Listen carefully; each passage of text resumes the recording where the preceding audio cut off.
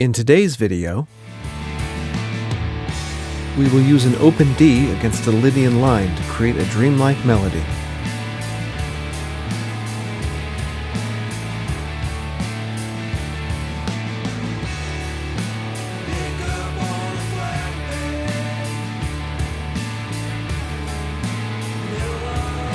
Use tritone substitution for a dramatic middle section.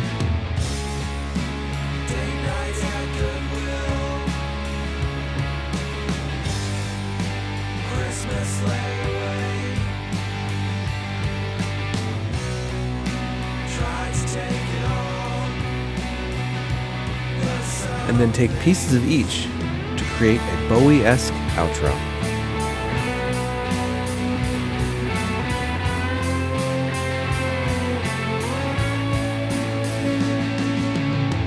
Let's get started. I was playing around with You Satisfy Me by Boston Spaceships. It's a Robert Pollard side project. It features an open A string played against a melody using A major pentatonic.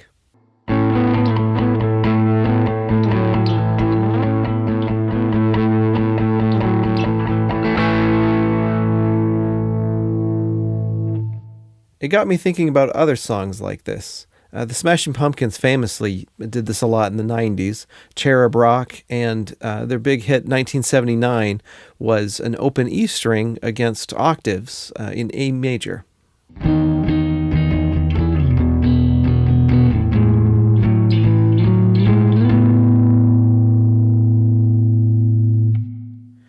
And Jimi Hendrix did the same in Third Stone from the Sun using E Mixolydian.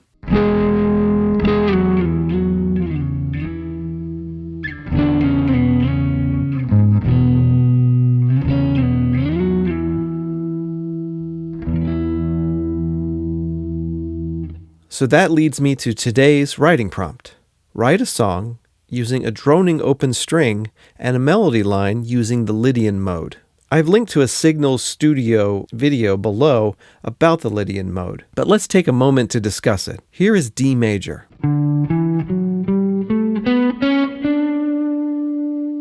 Now, here is D Lydian.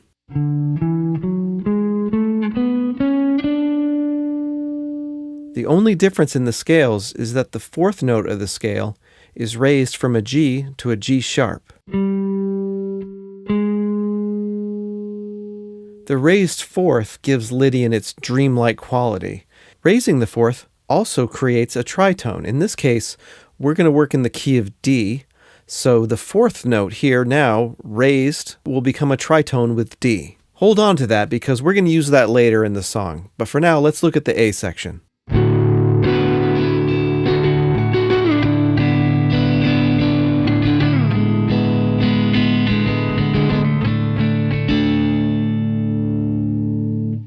We play the D as the root throughout. All of the melody happens on the G string, and the B and E strings I let ring free. We start on a lush D 6/9 chord.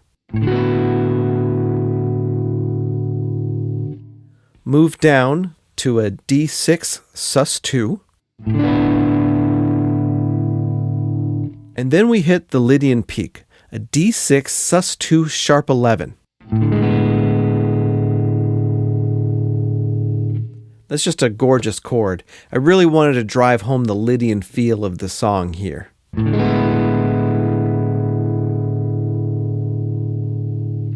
I really like that. The raised fourth is really becoming the signature sound of the song. We then resolve it cleanly to a D sus2.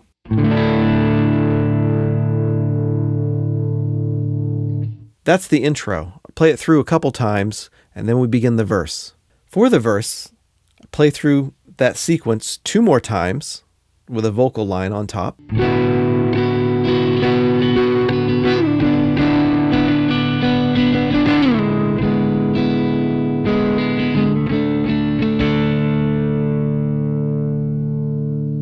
That raised fourth is really nice, but it feels unresolved. I don't think I can just continue this on a loop. And thinking about the lyrics of this song, I came into this song with an idea of what the lyrics were going to be, and I knew I was going to juxtapose some bad things that had been going on in my life at that time with some good things. And because of this, I wanted the verse to have this section that was unresolved, but I wanted it to resolve. I wanted to go someplace that was grounded. To accomplish this, I'm going to do some modal modulation. I'm going to leave D Lydian and go back to D major and play this figure built around a G major chord.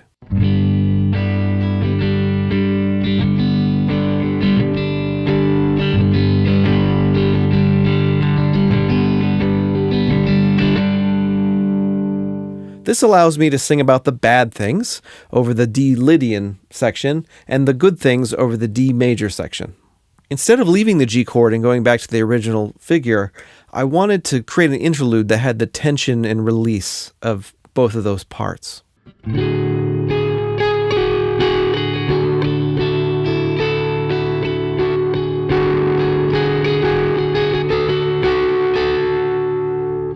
Once this interlude completes, I'll play the verse one more time with another interlude before moving on to the B section of the song. To begin the B section, I decided to continue the interlude a little further, but use it as the one chord.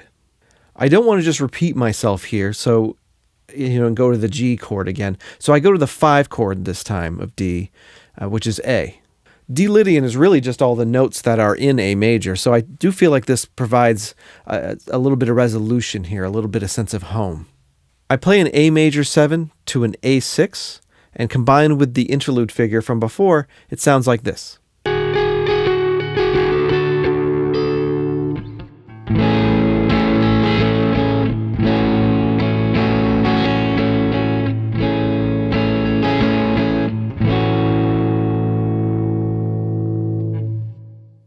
I play through that a few times, and I'm looking for an exit now.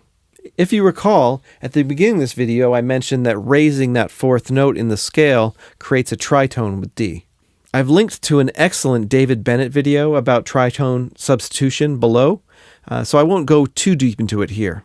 But I do want to talk about one application of the tritone substitution that has stuck with me since the first time I've heard it, and that's Scott Walker's song Duchess.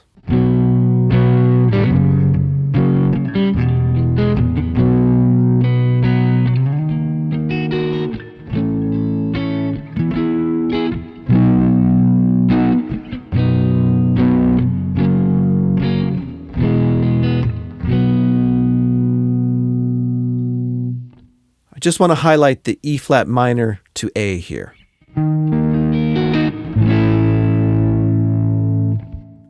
This song is in B major, and up until this point, all of the chords are in B major.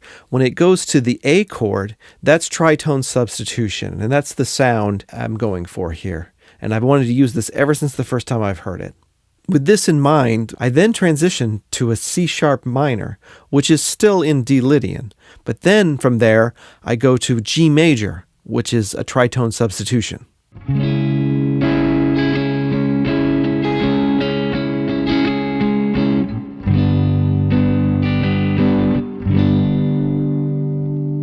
I really like this because even though this is a tritone substitution, the G major chord has already been played in this song. We're just hearing it in a new context. Next, I play a B minor chord, which is a return to D Lydian, but then I do another tritone substitution here and go to F.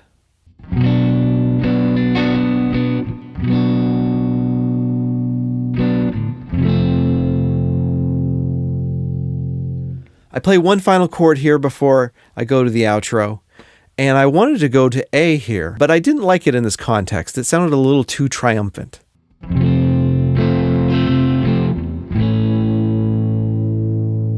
I also wanted to be sure here that the Lydian 4th, the G sharp, was in this final chord as we return to the outro. Now, an A chord that has a Lydian 4th in it, or the G sharp, is an A minor. In this case, I'm going to play an A minor 7. This gives us our final chord in this section.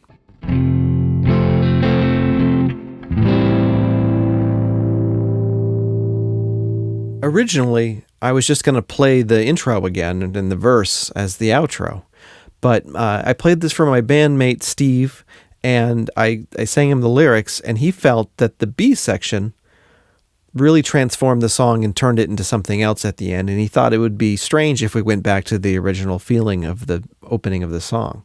And I like that challenge, so I decided to take the structure of the intro and verse and then reconstruct it to create the outro. I knew I wanted to start in the same place, on a D chord.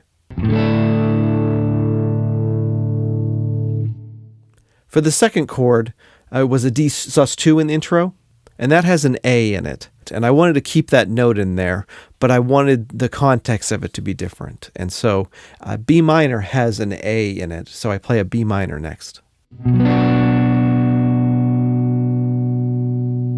This gave me some melancholy, and from here I needed to go to the third chord, and I decided to repeat that tritone motion again and go to F. I need a fourth chord to finish this section out, but I don't want to return to D. And if you recall earlier in the B section, I thought the F to A sounded a little too triumphant for that section. You know, that now that the song has changed a little bit, I actually like how triumphant it is. But the first time through, it felt a little too early for that payoff. So instead, I took the fifth of the A, which is E, and played that chord. So I'm playing the fifth of the fifth. And E major also has a G sharp in it, so that's a nice little bonus.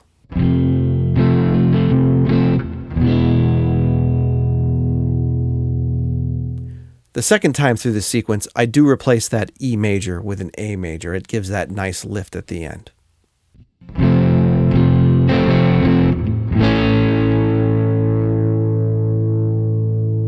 And this is the outro sequence. I play through it twice.